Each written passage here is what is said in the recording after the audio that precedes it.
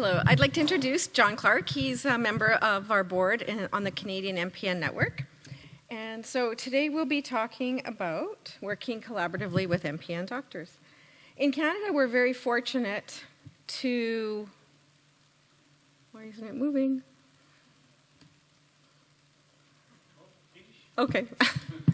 In Canada, we're very fortunate to have a very good group of doctors called the Canadian MPN Canada, and Dr. Vikas Gupta works out of Princess Margaret Hospital, and he is he's the doctor who has organized the Canadian MPN Doctors into a group, and we work very collaboratively with them. We don't have a medical advisory committee with our group of board of directors, so we have the opportunity to work very closely with Vikas and his team of doctors across Canada.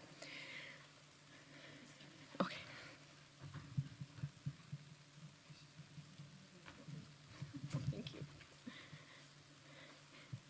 So working collaboratively, our patient advocacy and education group can be seen as a radical group, self-serving. Some doctors think of patient advocacy as having these issues, that we're uneducated about the facts. We can become political. Our credibility, trust, and integrity are things that doctors look at for patient advocacy groups. In implementing this project, we have worked with our stakeholders to establish trust and credibility at the highest level. We've established a very good knowledge and well-defined knowledge of our disease area with our medical community. We've presented group issues, not personal issues, and we've made the case that in a publicly funded healthcare system with stretched resources, a patient-run group would assume some of the non-medical patient burden from the healthcare system. So we're really here to support the patients, and we've really instilled that with our doctors, where we have gone to them and said, look, we're not here to provide patient information or medical information. We're here to support what you tell your patients. So that's really important in developing that trust and credibility with our doctors.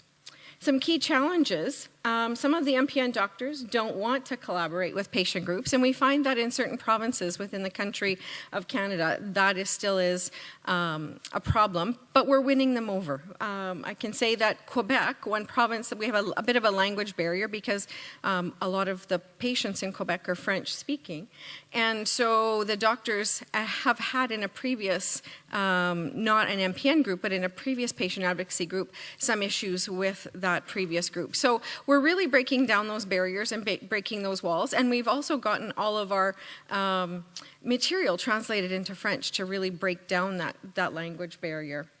Again, knowledge about the disease, we're making sure that we're very confident in our knowledge. We're talking with doctors when we impart our knowledge at patient advocacy sessions. And again, not being personal, bringing our own personal issues into play when we speak. We talk generally about the MPN issues.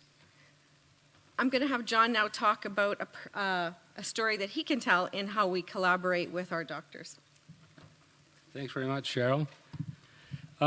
Just to start with, Annette, my wife, who is a much better and more experienced speaker than I am, indicated that I should leave the group with three things. I guess that's common amongst speakers. And in our case, we started our MPN Ontario patient support group about 5 years ago, and we've been very successful over those 5 years. And I think it's because of three reasons. One is our hematologist, that is our advisor in that, is very interested in patient education. And I think it's sort of like choosing your parents wisely, you know. Choose a hematologist to be your advisor who is interested in patient education. Secondly, develop trust with the hematologist. In my case, I had been his patient for 11 years, and over that time, he got to know me fairly well in that he understood I was like him.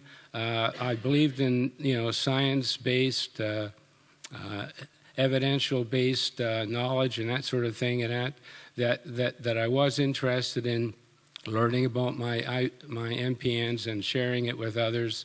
And thirdly is to involve your hematologist in the actual meetings themselves in that. In our case in Canada, because we're a state-run health system and that throughout the country, there isn't a lot of time for hematologists to explain things to their patients and that about their MPNs. And fortunately, my hematologist was wise enough to know that when he sat them down even during their first diagnosis and he explained carefully everything, when the patient walked out of the room, the only things that they remembered were I have a cancer and there's no cure. So he realized quickly that it would be good to have another venue in that for the patient to learn more about the disease, and our MPN patient support group fitted that. So I'll turn it back over to Cheryl. Thank you, John. And lastly, we can say in Canada, because we have such a broad area that we cover, I can honestly say that all of the MPN specialists that we deal with have our brochures for our patient advocacy group. And I know to date that they are giving those out at new diagnosis as well as at continuing patient meetings and patient opportunities that they have. And the reason I know that is because when I contact the doctors, I ask them, are you giving this out? Yes, they are, because they believe in us. They believe in what we're doing. They believe that we are credible, that we have developed the trust with them, and that they're very willing. And they know that we're a great partner for them because we look after the psychosocial aspect. We look after the opportunity for them that they don't have the time to spend on the phone or helping the patient out at different opportunities. So I know that our doctors will say to the patients, contact this local group. You'll get a lot out of it. They have a lot of resources for you. They'll be able to help you. So we have built that trust, that credibility with them. And it's really gratifying when I go and speak with the doctors at their advisory board meetings that they look to us as that partner in care. And so it has become a very gratifying experience. And I can just share in closing one very recent experience. I was at the doctor's appointment, my husband's doctor's appointment with him just last week in seeing our hematologist, and we were waiting in the waiting room, and she came out, and I said, Eugene, the doctor's here. She's going to take us in. She says, no, I'm here to see you. And I looked at her, and she said, I have a patient here. She's just newly diagnosed with ET. I've given her your card. I've given the brochures. She's going to contact you. So my husband kind of looks at me and says, so we're here for you now, are we? So it's establishing that trust. It's establishing that credibility with the doctors so that they know who you are.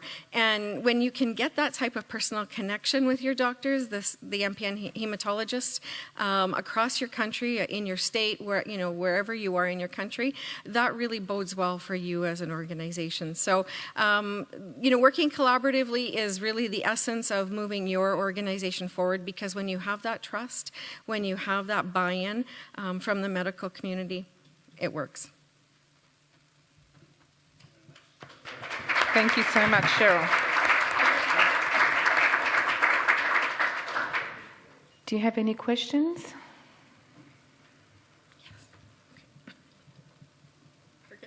Yep, you're up. Well, I guess I'll have to do the question.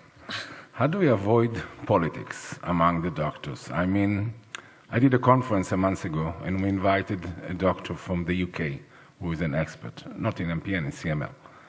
And I received a feedback from the doctors that they were insulted by us inviting doctor from outside, because they're taking it like there is not good enough doctors in Israel that we invite somebody from outside. It doesn't make difference. We had 9 Israeli doctors together with a UK doctor, but still I received feedback.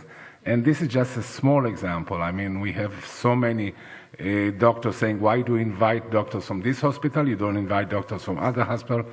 How do you manage? I mean, I've been in advocacy for 18 years, and I think one of my toughest missions is to learn to work with all the hematologists. Martin, who is here, he's not an example of the Israeli doctors. I mean, he's from the day one, he accepted us as equal partners, and we are sitting together with his working party, Robbie and the MPN are sitting there. But that's not an example for all of them. So I don't know if it's international issue or is it It's So very, one of the things I did is I actually took my business practice, what I do in my day job as a human resources professional. So when we first started our group back in 2014, I sat down with one of our most prominent stakeholders, and that's Dr. Vikas Gupta of Princess Margaret Hospital. And I said to him, what do you expect from us? What would you like to see from our group? Getting his buy-in was really important by sitting down and asking. So when it comes to our patient conference that we have in Canada every September, I make a phone call. Vikas, who can I ask? Who can I get to come speak at our conference? Who would you suggest? That doesn't necessarily mean that I have to take his suggestions, but I'm certainly getting his feedback, getting somebody he thinks would be important and valuable and credible to speak at our... So I'm going to our stakeholders and asking them for their feedback and getting their buy-in. So I'm using my business practices in our MPN organization and getting their buy-in, and I think that's really important. If you can get their buy-in and get them to understand why you're asking those particular doctors, and so it's dialogue. So we share. Vikas and I both share, who we'd like to bring, and sometimes he approves, sometimes he doesn't.